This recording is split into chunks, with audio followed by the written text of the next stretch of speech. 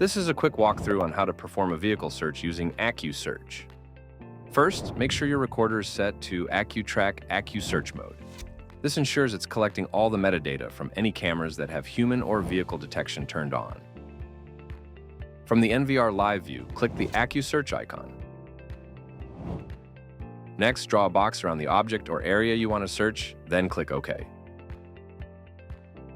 If multiple objects are detected, simply deselect any you don't want to include and click Search. Your search results will be displayed as a list of clips based on vehicle color. Just select a clip to play it back.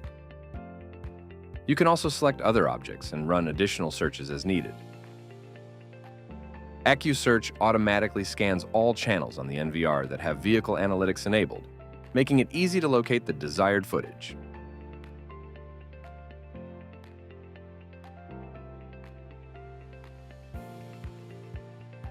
To save your clips, select the ones you need, then click Export or Export All. Choose your export location, click OK, and your files will begin saving. For more information on AcuSearch and other AI features, contact your account manager today.